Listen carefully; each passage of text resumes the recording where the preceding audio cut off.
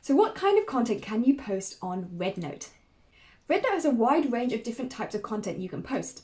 You can post videos, images, carousels with multiple images, text posts that look kind of like a nice pretty formatted piece of text, and also something called Hey posts, which are a bit like Instagram stories. In terms of the sort of setup of your posts, they're quite flexible in terms of the orientation and size that you use. It sort of just fits the content around them. But for maximum visual appeal, I'd recommend using a portrait orientation and a sort of 4:3 aspect ratio. Think like Pinterest post templates, that kind of thing. Now, some really key differences to be aware of when you're planning the kind of content you create compared to apps like TikTok is that RedNote or XiaoHongShu has got much stronger focus on authentic, original content and visuals, as well as a community building focus, rather than trending sounds, audio, templates, and viral content. So it has a slightly different focus in terms of the kind of content that people enjoy engaging with. Posts tend to aim to educate or to inspire people rather than just for entertainment. So for example, rather than sort of cool montages or cute dances, that kind of thing, they might give some top tips and strategies for improving your dance skills, and then some recommendations. And I'd also say that when you create your posts, and more on this when we talk about the algorithm in a later video, but when you create your posts, you tend to structure them more like mini blog posts. The point of the video or the image is to catch people's attention, but people go there to also read the post description. Now, I've seen some recent posts on RedNote by people who've moved across there from other apps like TikTok, and they are just posting a video with a really short caption and a couple of hashtags.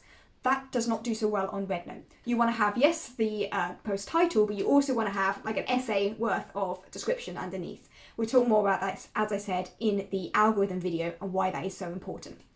So what topics are popular on RedNote? The most popular topics, according to RedNote statistics, include travel, fashion, parenting, home, food, education, and also I've noticed there are some big fandoms on XiaoHongShu. So if you're someone who's come across from a particular TikTok sort of audience, have a search on XiaoHongShu first and see what people are already posting within that category and what sort of content is popular there.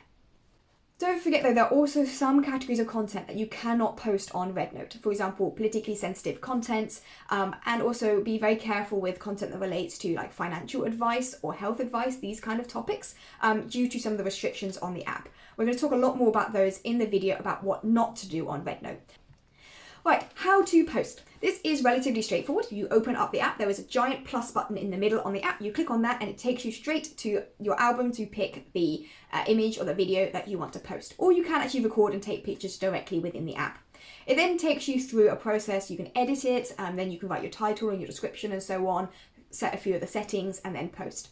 It is relatively straightforward, but I do have some videos on my channel that go in a lot more depth, actually showing you a work through of that process. Don't really have time today to video all of that yet again. There's also a website version of XiaoHongShu. So if you're finding the app on the phone a little bit difficult to use, you can actually use it on your computer instead. The website is creator.xiaohongshu.com. And the benefit of using the Creator Studio on the computer is that you can actually upload larger file sizes, such as longer videos.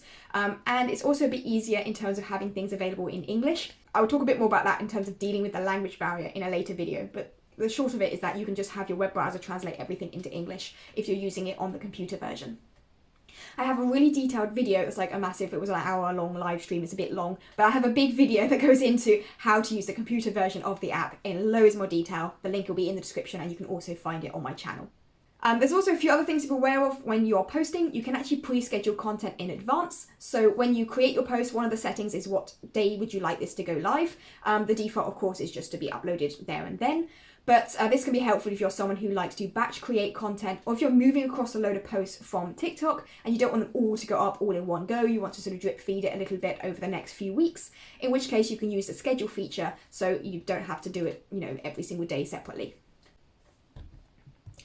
Okay, so that's just a quick summary of what to post and a bit of an idea as to how to post on RedNote or XiaoHongShu. This is, as I said, part of a playlist with loads of top tips and strategies for people who are new to RedNote. This was the first video. We have all of this other stuff coming up, and I might add other things later on. So there's other things in the playlist. I probably just changed my mind later and added extra stuff in.